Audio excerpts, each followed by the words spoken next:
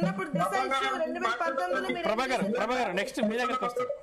తెలంగాణలో ఫైనల్ దిశ ఇష్యూ ఏం చేశారు చెప్పండి మరి. తెలంగాణలో నేను అడుగుతున్నది మైనర్ గ్యాంగ్ రేప్ ఏం చేశారు? ప్రభాకర్ నేను నెక్స్ట్ మళ్ళీ మీతో మాట్లాడతాను. ప్రభాకర్ నెక్స్ట్ మీ దగ్గరికి వస్తాం. అదీప్ గారు, తెలంగాణలో మహిళల భద్రత కోసము షీ టీమ్స్ ని ఏర్పాటు చేసింది కేసీఆర్. ఆ షీ టీమ్స్ ని బెస్ట్ ప్రాక్టీసెస్ గా ఈ షీ టీమ్స్ వ్యవస్థ చాలా బాగుంది అని చెప్పి ఇవాళ దేశవ్యాప్తంగా అన్ని రాష్ట్రాలలో అమలు చేస్తున్నటువంటి పరిస్థితి మీకు తెలియదా? కేంద్ర ప్రభుత్వమే కితాబ్ ఇచ్చిందండి, బ్రహ్మాండంగా చేస్తున్నారు కేసీఆర్ గారు షీ టీమ్స్ వ్యవస్థ తోటి. ఇవాళ మహిళా లోకం చాలా మహిళా లోకానికి భద్రత కల్పిస్తుంది షీ టీమ్స్ అని చెప్పి మీ బీజేపీ పార్టీ చెప్పింది కదా, అదేమన్నా అవాస్తవమా? ఇవాళ కాంగ్రెస్ రాష్ట్రంలో ఏం నడుస్తుందండి?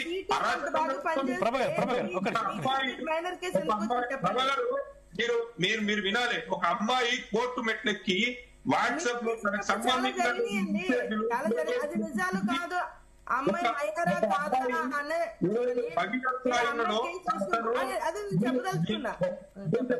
చెప్పండి మేడం. నేనేమంటున్నానంటే, ఒక అమ్మాయి పోలీస్ స్టేషన్ మెట్లెక్కి నాకు అన్యాయం జరిగింది నన్ను కాపాడండి అని చెప్పి పోలీస్ స్టేషన్ మెట్లెక్కితే ఇవాళ బీజేపీ కాంగ్రెస్ లోపాయికారి ఒప్పందం చేసుకొని ఒక అమ్మాయి జీవితాన్ని నాశనం చేస్తున్నారండి. మీరు ఒక నేరస్తుని కాపాడుతున్నటువంటి పరిస్థితి తెలంగాణ సమాజం మొత్తం చూస్తా ఉన్నది. మనం తలదించుకునే పరిస్థితి, తెలంగాణ మొత్తం తలదించుకునేటువంటి పరిస్థితికి వచ్చింది. ఇలా నేషనల్ మీడియా కోడై కూస్తుంది. హైదరాబాద్ లో ఏదైతే తెలంగాణలో ఈ ఘటన జరిగింది, కాంగ్రెస్ పార్టీ అదే విధంగా బీజేపీ పార్టీ రెండు ఒకటై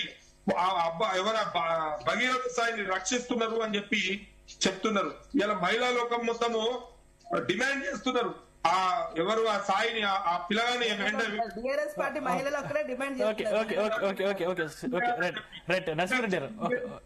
మీరు ప్రభా గారు మీరు చెప్పండి, ఆ అమ్మాయికి అన్యాయం జరగలేదా? ఒక మహిళగా చెప్పండి. ప్రభా గారు మీరు మాట్లాడతాను. కాంగ్రెస్ పార్టీకి తొత్తుగా మాట్లాడద్దు. ఇవాళ మీరు కాంగ్రెస్ పార్టీ నరసింహారెడ్డి గారు మళ్ళీ మీతో మాట్లాడతాను.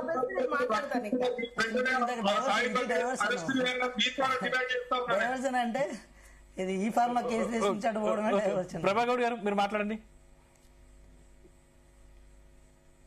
మాట్లాడమంటారా? మాట్లాడండి ప్రభాగౌడ్ గారు మీరు మాట్లాడండి. సరే, ఈయన బండి భగీరథ కేసు గురించి మాట్లాడుతున్నారు. ఒక 2 నిమిషాలు జస్ట్ నేను మాట్లాడతాను దానికోసం. అమ్మాయి మైనర్ అని చెప్తున్నారు. 2021లో అమ్మాయి మీద లైసెన్స్ కేసు నమోదయ్యింది. అప్పుడు అమ్మాయికి 15 సంవత్సరాలు. మరి ఇప్పుడు అమ్మాయి వయసు ఎంతో మీరే క్యాలిక్యులేట్ చేసుకోండి. ఇప్పుడు అక్టోబర్ లో అమ్మాయి ఫామ్ హౌస్ కి వెళ్ళింది, మళ్ళీ నవంబర్ లో అమ్మాయి ఫామ్ హౌస్ కి వెళ్ళింది, డిసెంబర్ లో కూడా ఫామ్ హౌస్ కి వెళ్ళింది. ఇప్పుడు ఆ మైనర్ అమ్మాయి ఏమి తెలియపోతే అంత బలవంతంగా ఎవరు తీసుకెళ్లారండి ఫామ్ హౌస్ కి? 3 సార్లు మాట్లాడుతున్నది.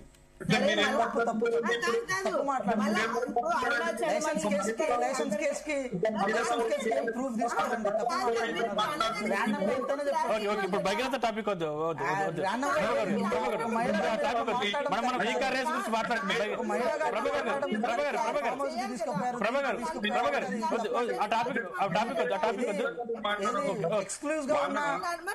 బయట ఉన్న సీసీ ఫుటేజ్ ని మీరు తీసుకొని అవన్నీ ఆధారాలను మీరు మాట్లాడడం చాలా తప్పది. ప్రభా గారు ప్లీజ్ ఆ టాపిక్ వదిలేద్దాం. మనం కేవలం ఈ కార్ రేసు గురించి సంబంధించి మాట్లాడుకుందాం. మాట్లాడకుండా ఆయన ఇవన్నీ మాట్లాడి మేము డిఫెండ్ చేసుకోవద్దా? చెప్పండి, నిజంగా తప్పు జరిగితే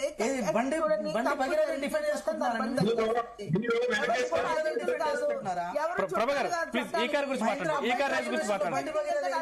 చెప్తున్నా నేను ఖచ్చితంగా ఎంత హల్చల్ చేసిండు, హాస్టల్ ఎంత గొడవలు చేసిండు. ఆ టాపిక్ వదిలేద్దాం. మీరు జై శ్రీరామ్ నినాదంలో బండి భగీరథను కాపాడుకుందామని అనుకుంటారేమో, కానీ ఆయన చేసిన అన్యాయాలు, ఆయన చేసిన అరాచకాలు అంతా ఇంత కాదు. ఈ విషయాన్ని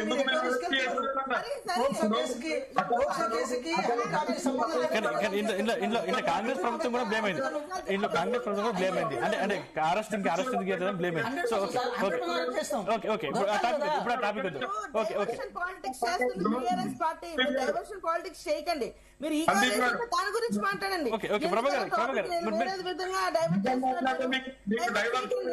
సందీప్ గారు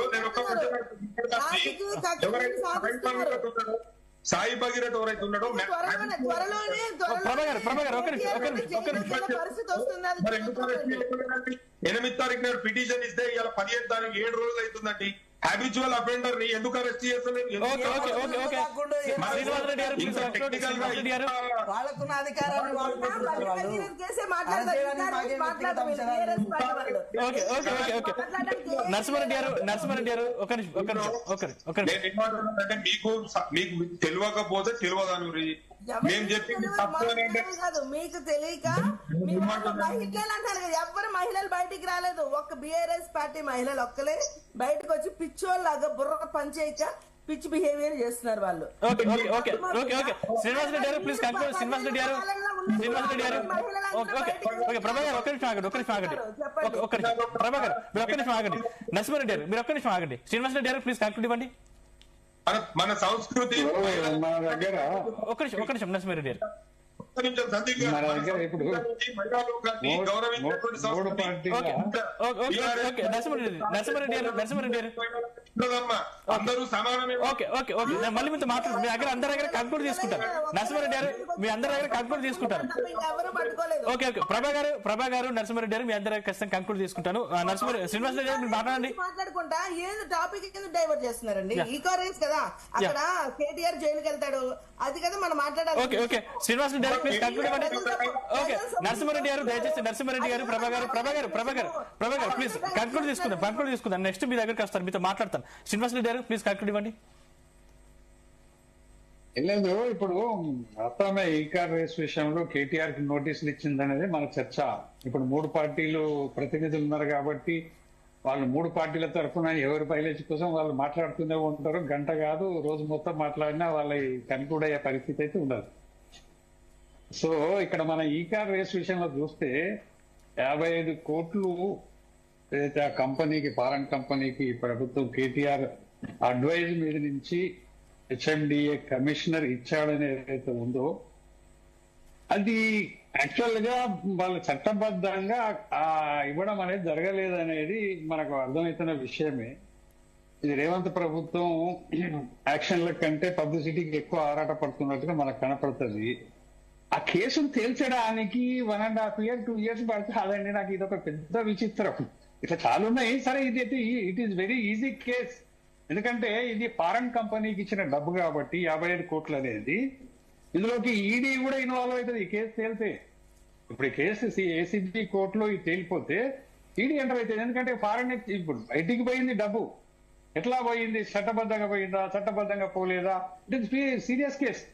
ఇప్పుడు కేటీఆర్ గారు అంత ధైర్యంగా చెప్పగలుగుతున్నాడు, ఇదేంది ఇక మాట మనం మాట్లాడవద్దు, కానీ ఆయన కూడా అంటుంటే అంత అతనికి ధైర్యం ఉంది, ఇలా నా తప్పేం లేదు అన్నట్టుగా ఓవరాల్ గా చెప్పిండు. మనం ఒక విషయాన్ని గమనించాలి. ఇక్కడ KTR as a municipal minister commissioner కు బై ఫోన్ చెప్పినట్టుగా మనకు ఆ మధ్యన వార్తలు చూసినాం. By phone, by overall.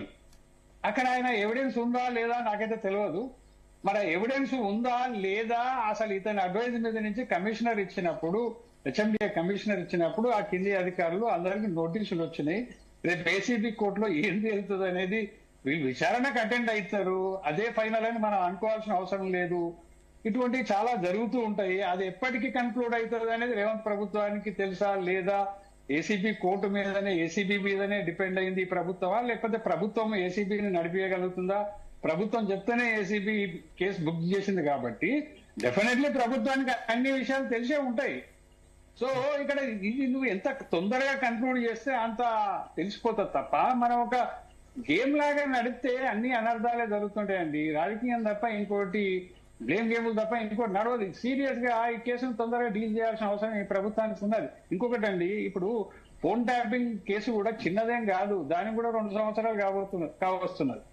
ఇప్పుడు దాని మీద కూడా దర్యాప్తు జరిగిందని చెప్తున్నాం. అసలు దాని మీద ఏంది ఫైనల్ రిపోర్ట్ ఇంతవరకు లేదు.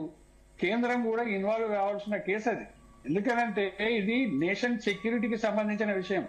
కేసీఆర్ ప్రభుత్వం తన రాజకీయం కోసం, తన రాజకీయ విస్తరణ కోసం అది మన ఫోన్ ట్యాపింగ్ వాడవచ్చు, వాడిండని మనకు చాలా విషయాలు చెప్తున్నాయి. అది మనకు బై ఎలక్షన్ లో జరిగిన సంఘటనలు చూస్తే, ఇతరత్ర చూస్తే మనకు చాలా విషయాలు చెప్తాయి. ఇది చాలా దుర్మార్గం. రెండోది, దీన్ని ఎంత మిస్యూజ్ చేసింది పోలీసు వ్యవస్థ కానీ మిగతా వాళ్ళు కానీ రాజకీయ నాయకులు, ముఖ్యమంత్రి గాని, ఆయన కేబినెట్ గాని, లేకపోతే అప్పుడున్న ప్రభుత్వంలో జరిగిన సంఘటనలు అన్ని చూస్తే చాలా భయంకరమైనవి, చిన్నవి కావవి.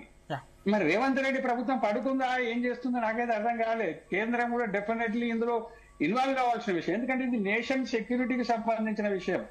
ఏదో రేవంత్ రెడ్డి घर का मामला नहीं है, ये केसीआर का घर का मामला नहीं है. ఎందుకంటే ఇది దేశానికి సంబంధించిన విషయం. ఇప్పుడు ఫోన్ ట్యాపింగ్ అంటే ఏదో కేసీఆర్ రాజకీయాల కోసం లేకపోతే ఉప ఎన్నికల్లో వాడిండు, ఫలానా దగ్గర వాడిండు, తన పార్టీ నాయకుల మీద వాడిండు, ప్రతిపక్షాల మీద వాడిండు, ఇవన్నీ మనం వింటూ వచ్చినాం. అది అంతకే లిమిట్ కాదండి, చాలా విషయాలు ఉంటాయి నేషనల్ సెక్యూరిటీకి సంబంధించి. కాబట్టి it is very serious case. ఎందుకు రేవంత్ రెడ్డి ప్రభుత్వం అంత ఈజీగా దాన్ని ఇప్పటికీ కన్క్లూడ్ చేయలేని పరిస్థితి? స్పీకర్ అయితే కాదు, ఫోన్ ట్యాపింగే కాదు, వెరీ సీరియస్ కేసులు ఉన్నాయి. ఇదేదో తమాషా రాజకీయాల కోసం, బ్లేమ్ గేమ్ కోసం అవసరం ఉన్నప్పుడు బయటికి రావడం, అవసరం అయిపోగానే వెనక్కి పోవడం, ఇది జనరల్ గా 2 years నుంచి ప్రజలు గమనిస్తున్నాను. నేను చెప్పేది కాదు, ఇది ప్రజలు చర్చించుకుంటున్నాయి బయట. అసలు ఏ కేసు బయటికి కంప్లీట్ అయ్యి బయటకు వస్తున్నది లేదు, ఓ కేసు పుటప్ అయింది లేదు, ఓ శిక్ష పడ్డది లేదు, ఓ రికవరీ జరిగింది లేదు, ఖజానాకు డబ్బులు వచ్చినాయి లేవు, దోషులకు శిక్షలు పడ్డాయి లేవు. వాటి ఏంది ఇది తమాషా? ఇది పబ్లిక్ ప్రజాప్రభుత్వం అని చెప్తున్నారు రేవంత్ రెడ్డి ప్రభుత్వం. వాళ్ళ బిహేవియర్ మార్చుకోవాలండి తప్పకుండా. నేనేదో టీఆర్ఎస్ బాగా చేసిందని చెప్పండి, టీఆర్ఎస్ ప్రభుత్వం చాలా తప్పులు చేసింది, చాలా అవినీతి జరిగిందనే ఆరోపణలు ఉన్నాయి. డెఫినెట్లీ అదంతా బయటికి తీయాల్సిన బాధ్యత రేవంత్ ప్రభుత్వం. డ్రామాలు కాదండి, డ్రామాలతోటి తెలంగాణ నష్టపోతుంది. ఆ విషయాన్ని ప్రభుత్వం గుర్తుపెట్టుకోవాల్సిన అవసరం ఉంటది. లేదు అని అంటే ఈ రైవలరీ రాజకీయంలో రెండింటికి ఆల్టర్నేటివ్ గా బీజేపీ కూడా స్ట్రెంత్ అవుతుంది, కానీ అది ఏం చేస్తుంది ఎవరికి అర్థమైతలేదు. 2 పార్టీల దోషాలను బయట పెట్టేందుకు కేంద్రంలో అధికారంలో ఉన్న పార్టీ బీజేపీ వాళ్ళు ఏం చేస్తున్నారండి ఎంతసేపు? నాకు కూడా అర్థం కాని విషయం. ఇప్పుడు ఎందుకంటే బీజేపీలో కూడా ప్రతి ఎంపీలో ఒక బీజేపీ పార్టీ అయిపోయింది. అది బీజేపీ లాగా కాకుండా ఒక్కొక్క ఎంపీకి ఒక్కొక్క బీజేపీ పార్టీ అయిపోయింది. ఏం పార్టీ అది? అంటే సరైన ప్రతిపక్షం రాష్ట్రంలో లేక బీఆర్ఎస్ చేస్తున్న డ్రామాలే కావచ్చు, కాంగ్రెస్ చేస్తున్న డ్రామాలే కావచ్చు, విచ్చలవిడిగా నడిచిపోతున్నాయి. థర్డ్ పార్టీ అలర్ట్ లేకపోవడం డ్రాబ్యాక్ తెలంగాణ రాజకీయాలకు అనేది ఆ బీజేపీ కూడా గుర్తుపెట్టుకోవాల్సిన అవసరం ఉంది. మోడీ కూడా వచ్చిపోయింది. 1 minute, నా కన్క్లూషన్ లాస్ట్